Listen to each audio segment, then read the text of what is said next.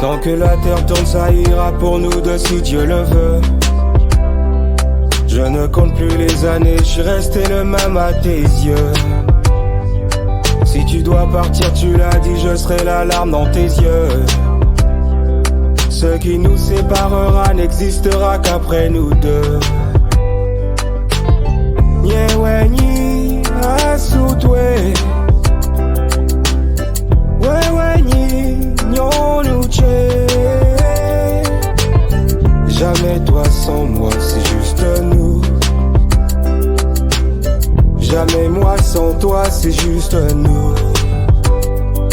Ce jeu entre nous deux, c'est à la vie, à la mort au final, mais toujours à deux. Le mariage, par définition, peut être considéré comme la socialisation de l'instinct de reproduction humain. Vous savez, les animaux, leur instinct de reproduction se passe partout. Mais les hommes ont voulu rendre ça plus organisé. Et c'est ça qui a donné lieu au mariage. De telle sorte que si une femme et un homme qui sont en train de vouloir s'engager l'un envers l'autre, on essaye de faire rentrer ça dans la société. Ce n'est plus de manière sauvage, c'est de manière sociale. Et c'est ça qui donne sens au mariage. Voilà pourquoi le premier mariage qui est vraiment fondamental et fondé, c'est le mariage qui réunit les parents. C'est-à-dire que les parents des conjoints de part et d'autre se retrouvent et ils acceptent l'engagement des deux partenaires qui désormais se sont dit qu'ils vont faire la vie ensemble. Et bien lorsque les parents ont accepté, on va maintenant vers l'État. Et là, on présente l'engagement qui a été pris avec les parents à l'État. Et l'État délivre un papier qui dit que désormais, l'État est garant de votre bien-être ensemble. Et enfin, on va maintenant vers l'église où on prie. Et là, on demande la protection de l'église. Faites bien attention. Dieu qui nous a tous créés, voulu présenter l'engagement qui a été pris. Dieu bénit l'engagement et récupère l'engagement. Et lui-même devient propriétaire de l'engagement que vous, c'est-à-dire que garçons et filles qui ont pris l'engagement et qui ont scellé l'engagement devant les parents, devant la mairie, devant Dieu maintenant, Dieu bénit et Dieu récupère ça et prend ça comme sa propriété privée. C'est ça le mariage. Quand est-ce qu'on dit je l'aime, il m'aime? S'il ne m'aime pas, pourquoi aller dans l'engagement? Si je ne l'aime pas, pourquoi alors je vais décider d'aller dans l'engagement avec lui ou avec elle? Mais quand est-ce que je peux savoir qu'il m'aime? Ou quand est-ce que je peux savoir que je l'aime? Le tout commence par le jeu. Parce que c'est l'individu qui agit d'abord avant que la socialisation ne commence. Et le jeu qui se pose la question sur 5 piliers. Il y a le mystère de l'autre. Il y a la peur de perdre la personne qui est en face de soi.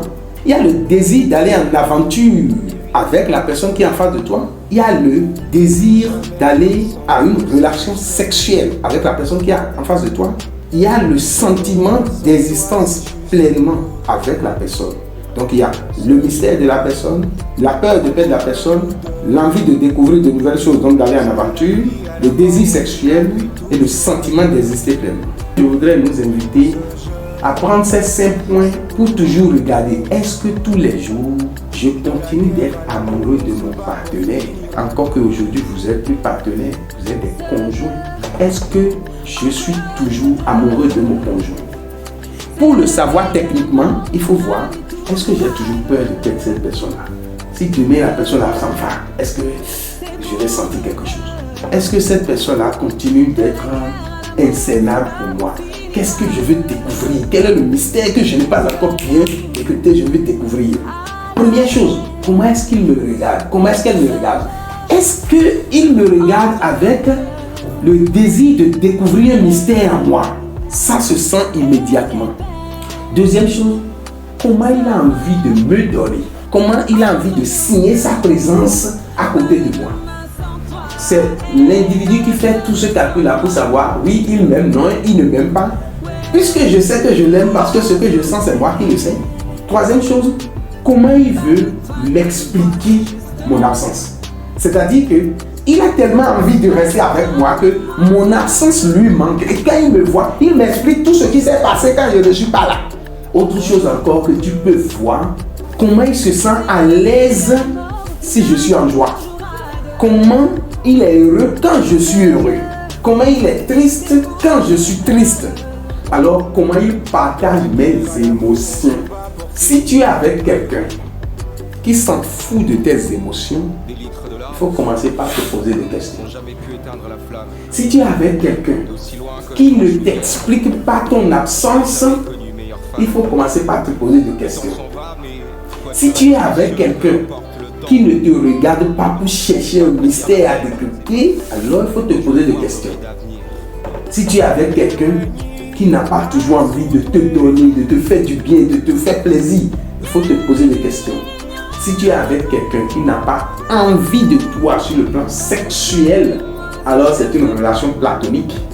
Et une relation platonique ne saurait être la relation qui nous amène vers un mariage, surtout un mariage chrétien. C'est à partir de ce moment qu'on demande comment témoigner de cet engagement-là. Témoigner de quelque chose veut dire montrer que la chose existe. Montrer que la chose est importante et utile. Montrer que vous l'avez éprouvé et la chose est toujours une bonne chose que vous pouvez montrer à d'autres personnes. On peut témoigner de quelque chose qui est mauvais aussi. Mais là, c'est témoigner de quelque chose qui est bien. Le mariage n'a jamais été mauvais puisque on rentre dans le mariage pour du bien et non pour le mauvais. Les gens disent pour le meilleur et pour le pire.